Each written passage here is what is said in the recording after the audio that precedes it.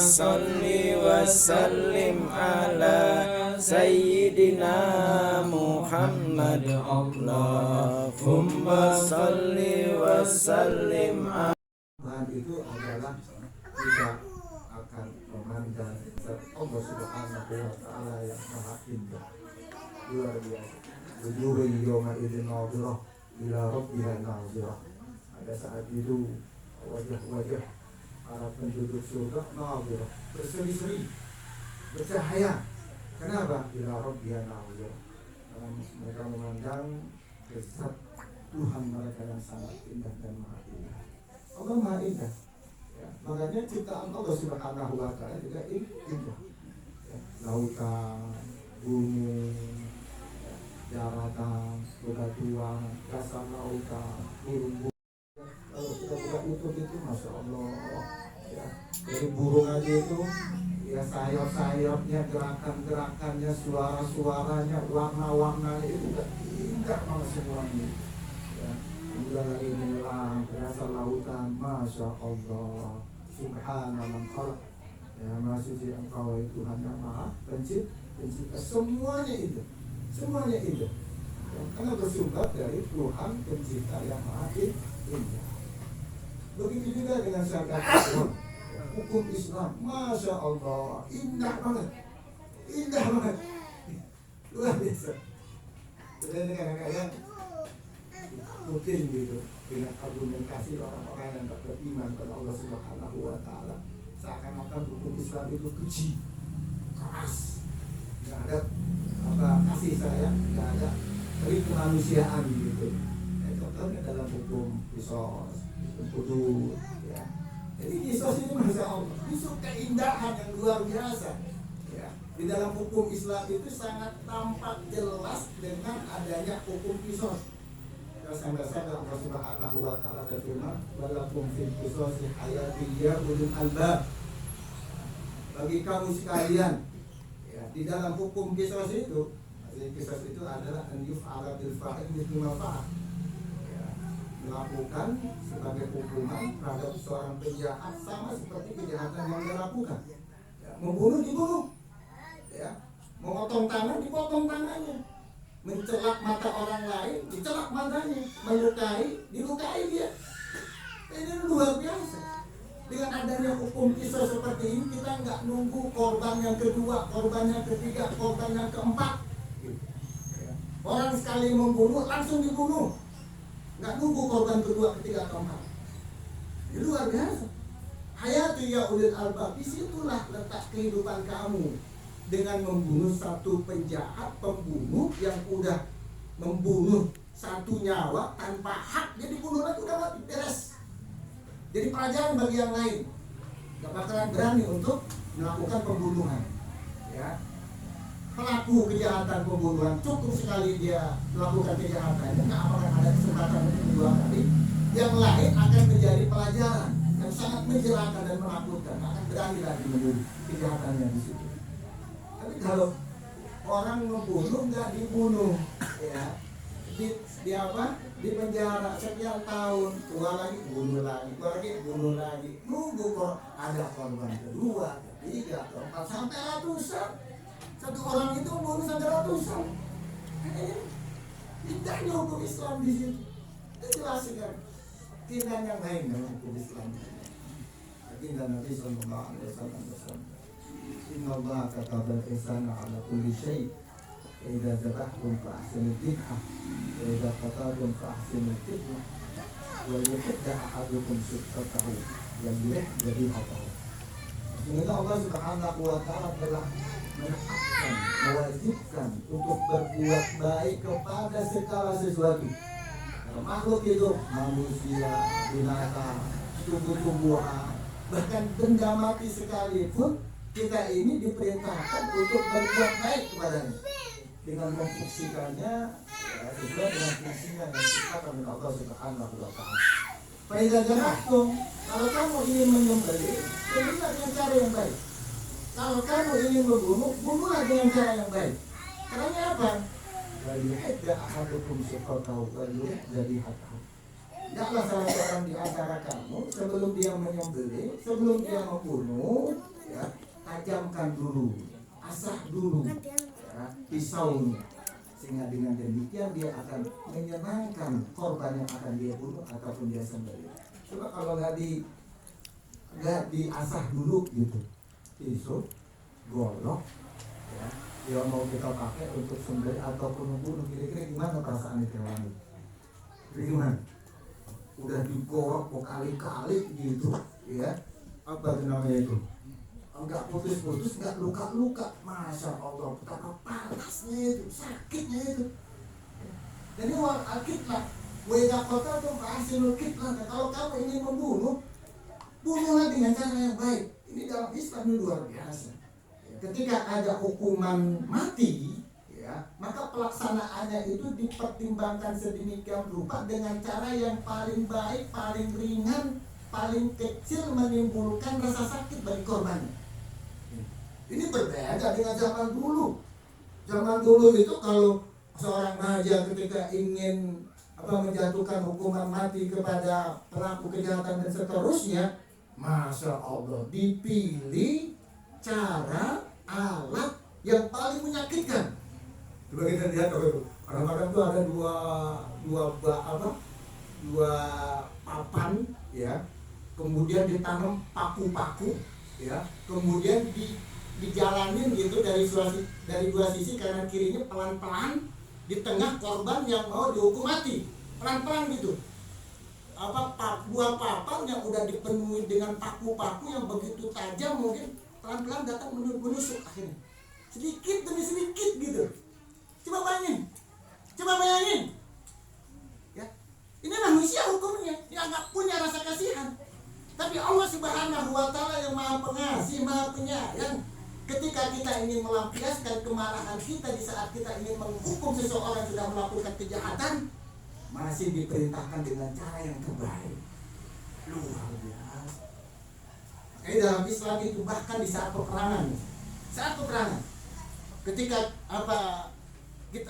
di antara kita ini terdapat permusuhan yang begitu besar, kebencian yang begitu mendalam di antara kedua belah pihak, Islam tidak melupakan penganutnya untuk tetap berbuat baik kepada musuhnya. Tidak pada tumpasinul kitlah. Kalau kamu ingin membunuh musuhmu sekalipun, bunuhlah dengan cara yang baik. Luar biasa. Luar biasa. Nggak ada ajaran kayak gini, benar-benar. Nggak ada. Sampai kepada musuh kita diperintahkan tetap untuk berbuat baik. Di saat kita melampiaskan kemarahan dan kebencian kita kepada mereka, kita ingin bunuh mereka, bunuh dengan cara yang baik. Kalau bisa dibunuh dengan cara yang baik, sekali tikaman mati, yaitu sekali penggalan mati, ya itu yang kita pakai. Jangan kita sekali marah, ya, udah jatuh tersungkur belum mati, kita cincang dia. Alah, telinganya kita potong, rasain loh. Tangannya kita potong, rasain loh, ya, hidungnya kita potong, rasain loh. Kita sumpah nggak boleh, dosa dalam Islam, ya, bukan kebaikan itu malah, bukan kebaikan. Walaupun musuh yang kita hidupkan, bukan kebaikan, kita malah geram. Saat itu kita malah berdosa, luar biasa. Makanya Nabi marah di sini. Nabi marah ketika melihat ada seorang korban itu mutilasi gitu, mutilasi. Masya Allah, tadi ada jawaban itu bukan itu pembalasan karena Hamzah kalau nggak salah ya, paman baginda Nabi itu ketika mati itu dimutilasi oleh Hindun kan, ya, dadanya dibelah, hatinya dimakan gitu oleh Hindun. Tapi marah dia itu nggak boleh ditamsil, nggak boleh dilarang. Luar biasa, indah luar biasa. Contoh yang lain, contoh keindahan dalam Islam, syariat Islam itu Islam.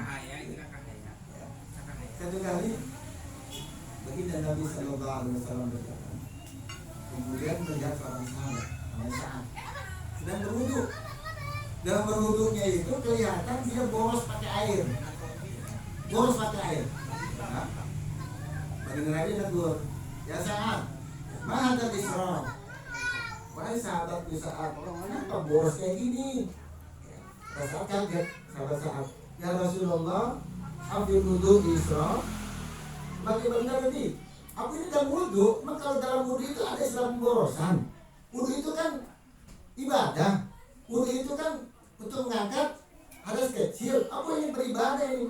Ya, mungkin dalam pandangannya, dalam keyakinannya, semakin dia berkali-kali ya membasuh tangan, membasuh muka, membasuh kaki dan seterusnya, melebihi daripada aturan yang ada oleh ketentuan dan baginda Nabi, semakin bersih semakin bagus. Ke dalam pandangannya seperti itu. Baginda Nabi, nah, wa in kunta ala nahrin jari. Enggak, wahai sahabat di saat meskipun engkau berwudu, engkau mandi di tengah-tengah air sungai yang mengalir. Wahai ini, di tengah-tengah air yang mengalir. Kalau udah aturannya 3 kali kan, 3 kali sudah maksimal 3 kali. Jangan lalu 4 kali, 5 kali. Kita pakai nggak pakai air itu tetap mengalir. Enggak, pendidikan di sini. Pendidikan tentang apa? Hemat. Pendidikan tentang menggunakan sumber daya alam sepenuhnya, ya, sesuai dengan ukurannya. Jadi Islam itu aturannya terukur betul-betul sesuai dengan kebutuhan. Nggak boleh berlebihan. Ya, makanya Nabi bilang orang yang membasuh muka, sunahnya kan basuh muka, basuh tangan, basuh kaki itu kan 3 kali. Ya, sekali boleh, sekali 2 kali. 2 kali sunnah, 3 kali sunnah yang maksimal. Kalau 4 kali, baginda Nabi bilang apa? Siapa yang membasuh mukanya, tangannya, kakinya itu sampai 4 kali, 5 kali, 6 kali, Nabi bilang apa tuh? Fakor akhto'a wa ta'adda wa jalan. Dia itu udah salah. Salah di dalam cara berwudu. Tidak sesuai dengan sunnahku, tidak sesuai dengan ajaranku, kata baginda Nabi. Wa ta'adda. Dan dia udah melampaui batas. Ya. Wa jalan. Dan dia juga sudah berlaku zalim ketika itu karena menghambur-hamburkan ya, sumber kekayaan alam secara sia-sia. 1 ekor burung, ya kita burung, ya cuma untuk latihan memanah, latihan perang, karena latihan nembak gitu ya. Enggak kita makan, enggak kita manfaatkan, ya setelah kita mati gitu. Ini burung ini akan meminta pertanggungjawaban di hadapan Allah Subhanahu wa Ta'ala.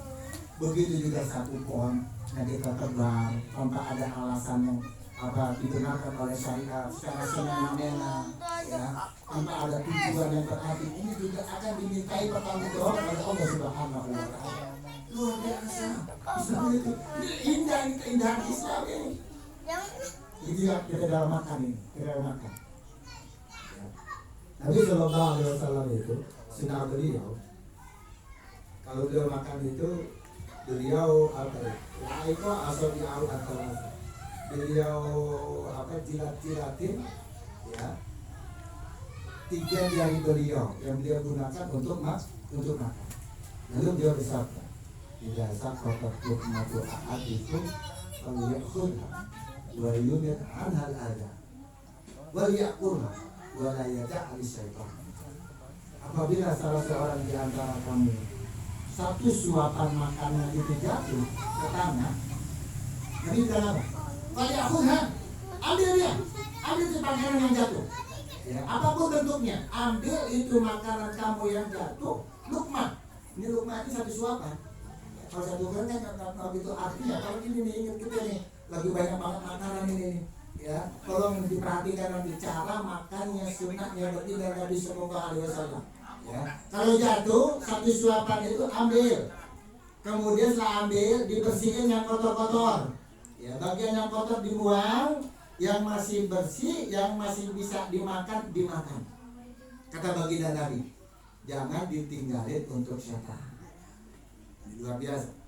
Ya, Nabi itu kemudian kalau dia makan, ya. Tapi jari-jari beliau itu kalau kita makan pakai apa itu? Sambal aja, sambal apa? Cabai hijau itu kan? Ya. Kan kadang-kadang masih ada nempel di sini kan? Nabi itu Nabi jilatin jari-jari beliau itu. Lebih daripada itu yang nempel di jari tangan beliau jilatin, yang masih tersisa di atas nampan ataupun piring itu, ada bukan hanya satu butir, dua butir nasi, bukan belum makan, tapi nempel dari bentuk kuah, bekas sambal dan seterusnya. Itu beliau apa itu? Namanya itu? Hah? Krok. Bahasa itu dikerok apa di? Dikerok. Pakai jarinya kemudian Iya. dijilat, ya. Kalau nggak dijilat sendiri, jilatin ke bibinya, atau abang bibi dijilatin ke lidahnya. Artinya biar betul-betul bersih habis. Ini yang jatuh aja kita disuruh ambil, kita bersihin, kita makan. Kadang-kadang kita ini yang masih di apa? Di piring banyak banget, kita habis, kita buang aja begitu. Masya Allah. Itu karena ini kita sering tadi ini bisa ada acara-acara bisa undangan yang seterusnya, itu diundang pesta gitu. Di saking nafsunya kita makan gitu. Kalau kita mau nyunah gitu, ya mempraktekkan sunnah Nabi, ambil makanan seukurannya. Kalau kita pengen nyoba semuanya, yang ini 1 sendok aja udah ambil, habis bersih ya, ambil lagi yang lain sampai bersih, ambil lagi yang lain. Ini kita kadang-kadang sekali makan sampai nafsunya, satu jenis makan itu kita udah ambil penuh sampai piringnya penuh. Nggak habis, kita ingin coba yang lain, kita buang ini. Masih penuh itu di atas piring. Kita udah ambil lagi yang lain. Masya Allah. Ini kita miris gitu, itu betul miris. Kok jauh sekali praktek umat baginda Nabi SAW dengan sunnah dan tuntunan yang diajarkan oleh baginda Nabi SAW. Dan ini semuanya menunjukkan Islam itu indah. Islam itu semuanya betul-betul.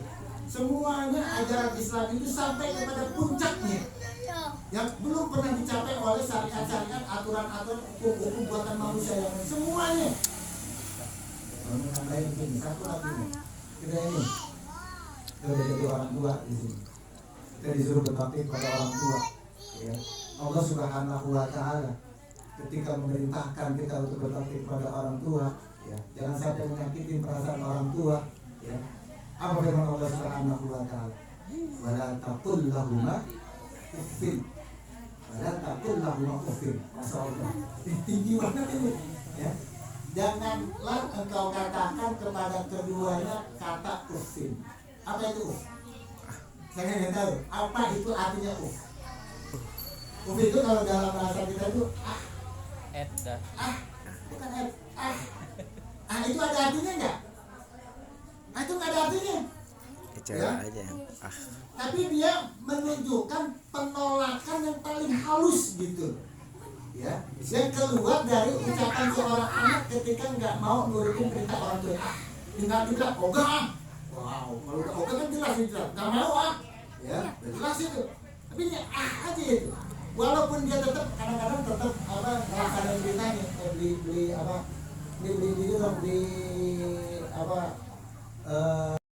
itu adalah ungkapan ketidaksenangan hati ketika diperintahkan oleh orang tua. Walaupun perintahnya tetap dilaksanakan, kita dilarang, tetap dilarang seperti itu. Apalagi kalau kita jelas-jelas menolak dengan kata-kata yang kasar. Masya Allah. Orang lagi enak-enak, ya, main, orang lagi enak-enak tidur, orang lagi enak-enak begini disuruh. Udah biasa itu, udah berkali-kali lipat itu. Jadi kelembutan ini keindahan dalam Islam. Ya, ini mudah-mudahan ini. Ya, nggak panjang lebar, banyak banget contoh-contoh keindahan hukum aturan ya di dalam Islam. Memang menunjukkan Islam itu sungguh sangat luar biasa. Ya, semakin membuat kita yakin ya, Islam itu bukan ciptaan dari Nabi, ya, bukan ciptaan dari Muhammad, tapi betul-betul bersumber dari Allah Subhanahu wa Ta'ala yang maha indah. Sehingga semua aturannya juga indah luar biasa. Ya. Jadi contoh lagi ini, kita melihat ini puasa ini, ya. Puasa yang bakalan kita adatin ini, tinggal berapa hari lagi ini. Ini indah banget puasa ini. Indah dalam apa? Mendidik umatnya itu untuk menjauhi sesuatu yang dilarang oleh Allah Subhanahu wa taala. Hukum Islam ya. Hukum Islam itu kan dibagi-bagi. Ada wajib. Ya, wajib itu udah harus kita kerjain. Ya. Kemudian sunnah. Ya, tambahan kebaikan. Semakin banyak semakin bagus. Ada juga yang diharam. Ini artinya harga mati harus ditinggalkan, nggak boleh dikerjakan. Ada lagi yang makruh. Ya. Kemudian ada lagi yang sunnah. Ini pembagian hukum yang seperti ini itu juga menunjukkan keindahan Islam. Nggak ada di dalam aturan kita ini ada yang wajib, ada yang sunnah, ada yang haram, ada yang makruh, ada yang mubah, ada bagian itu. Ini menunjukkan keindahan Islam. Dan ini tampak nanti dalam ibadah puasa. Ibadah puasa itu kan artinya yang selain yang selama ini diharamkan, kita tetap meninggalkan hal tersebut. Ya, seperti membunuh, berzina, kita berpuasa, tetap haram, nggak boleh kita kerjakan. Ya. Kemudian yang makruh juga kalau bisa kita tinggalkan. Ya. Yang sunnah kita laksanakan, yang wajib kita laksanakan. Tapi lebih daripada itu, di saat kita berpuasa, kita dilatih oleh Allah Subhanahu wa taala untuk meninggalkan yang selama ini hukumnya mubah. Makan, minum, itu kan di hari-hari biasa kan hukumnya mubah. Boleh kita makan, boleh kita minum. Istri kita, boleh kita gaulin, ya udah sah kok. Ya, udah ada ijab kabul, udah kita bayar mahar, itu udah sah. Ya, begitu juga makanan, rezeki daripada Allah Subhanahu wa taala. Kita peroleh dengan cara yang sah, dengan cara yang halal. Ya, bekerja, membanting tulang dan seterusnya kita dapatkan, enggak mencuri dan korupsi dan seterusnya. Tapi di saat kita berpuasa, sesuatu yang tadinya mubah diharapkan oleh Allah Subhanahu wa taala. Artinya apa ini? Kita dididik oleh Allah Subhanahu wa taala tidak hanya untuk terbiasa meninggalkan yang haram, pasti harus kita tinggalkan. Begitu juga dengan yang makruh, tetapi lebih daripada itu, sesuatu yang tadinya mubah kita diperintahkan untuk kita tinggalkan supaya kita terlatih. Makanya betulnya kalau orang muslim itu masih juga korupsi, ngambil yang haram itu, artinya masih jauh daripada pendidikan puasa yang selama ini diajarkan oleh Allah Subhanahu wa taala. Kita ini yang mubah aja ditinggalin gitu. Ya, apalagi yang makruh. Itu pendidikan daripada puasa. Dan itu sangat indah. Sehingga orang muslim itu betul-betul sebenarnya jauh sekali dari berbuat dosa, dari melakukan sesuatu yang tercela. Karena yang haram pasti yang jelek-jelek, ya, yang makruh pasti yang jelek-jelek, yang wajib pasti yang bagus-bagus, yang sunnah pasti yang bagus-bagus. Dengan yang mubah ini, bahkan di saat berpuasa sekalipun kita diperintahkan untuk meninggalkan yang mubah. Karena kebanyakan yang mubah itu bisa menjerumuskan kita pada sesuatu yang makruh. Kebanyakan yang makruh bisa menjerumuskan kita pada sesuatu yang diharapkan oleh Allah Subhanahu wa taala. Ini ya, sekali lagi menunjukkan betapa indahnya Islam. Mudah-mudahan kita semuanya dimantepin di dalam Islam kita. Amin. Sabit agama Islam. Allahumma qawli jadi mana ayat Islam. Saya sudah sampaikan tidak ada manfaatnya. Kita bersama maaf bila terpedaya. Assalamualaikum warahmatullahi wabarakatuh. Waalaikumsalam.